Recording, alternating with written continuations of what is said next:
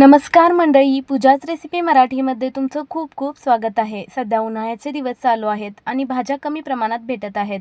मग काहीतरी चमचमीत खायची इच्छा आहे तर एकदा गव्हाच्या पिठात कांदा मिसळून तर पहा. ना भाजीची गरज ना चटणीची आणि टेस्ट अशी की आठवड्यातून 4 वेळा बनवाल. ही रेसिपी बनवण्यासाठी जास्त साहित्याची पण गरज नाही. त्यासाठी मी इथं छोटे छोटे 10 ते 12 कांदे असे मोठे तुकड्यांमध्ये कट करून घेतले आहेत. तुम्ही जर मीडियम साईजचे कांदे घेतले तर अगदी 3 ते 4 कांदे पुरतील. कांदा आपल्याला चॉपरमध्ये चॉप करून घ्यायचा आहे. तुमच्याकडे चॉपर नसेल तर चाकूने एकदम बारीक चिरून घेतला तरीही चालेल. पण जर कांदा चॉपरने चॉप केला तर एकसारखा एकदम बारीक चिरला जातो. चॉप केलेला कांदा एका भांड्यात काढून घ्यायचा. आता यात चवीनुसार मीठ घालायचं. मीठ घातल्याने कांद्याला चांगलं पाणी सुटेल. व्यवस्थित मिक्स करून 10 मिनिटांसाठी कांदा झाकून बाजूला ठेवायचा. तोपर्यंत पुढची तयारी करू. एका भांड्यात 2 वाट्या गव्हाचं पीठ घ्यायचं. तुम्हाला हा पदार्थ किती प्रमाणात बनवायचा आहे त्यानुसार तुम्ही कांदा व गव्हाचं पीठ कमी जास्त करू शकता. आता गव्हाच्या पिठात काही मसाले घालायचे.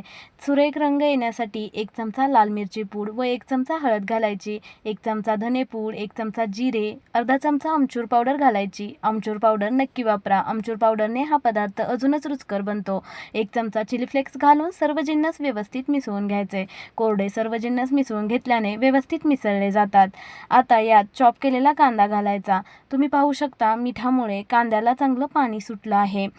सर्व कांदा पिठामध्ये काढून घ्यायचा. कांद्याला जे पाणी सुटलं आहे त्यातच आपण हे पीठ भिजवणार आहोत. लागलं तर अगदी थोडंसं पाणी वापरायचं. हा पदार्थ बनवायला खूप सोपा आहे आणि एकदम चविष्ट तयार होतो. लहानांपासून मोठ्यांपर्यंत सर्वांना नक्की आवडेल. सकाळचा नाश्ता असो, संध्याकाळचं जेवण किंवा दुपारचं जेवण, अगदी टिफिनलाही हा तुम्ही पदार्थ बनवून देऊ शकता.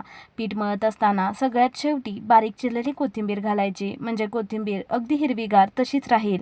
जास्त चुरली गेली की कोथिंबीर काळपट पडते. बऱ्यापैकी पीठ कांद्याच्या पाण्यात भिजलं आहे, पण थोडं मऊ करून घेण्यासाठी थोडासा पाण्याचा शिंपका दिला आहे. चांगलं चुरत मऊ पीठ मळून घ्यायचं आहे. तुम्ही पाहू शकता अगदी चपातीसाठी पीठ भिजवतो त्या पद्धतीने मी इथं गोळा बनवून घेतला आहे. वरून अर्धा चमचा तेल लावून मऊ करून घ्यायचं. हे पीठ भिजत वगैरे ठेवायची गरज नाही, कारण कांदा घातला असल्यामुळे ते पातळ होऊ शकतं. तुम्ही जर इथंपर्यंत व्हिडिओ पाहिलाच आहे तर आपल्या चॅनलवर नवीन असाल तर पूजाच रेसिपी मराठीला आत्ताच सबस्क्राईब करा व बेल आयकॉन प्रेस करा. म्हणजे अशा नवनवीन रेसिपीचे नोटिफिकेशन्स तुम्हाला मिळत राहतील. तयार पिठातून चपातीपेक्षा थोडा मोठा गोळा घेऊन पीठ लावून घ्यायचं व लाटण्याने मस्त पराठा लाटून घ्यायचा.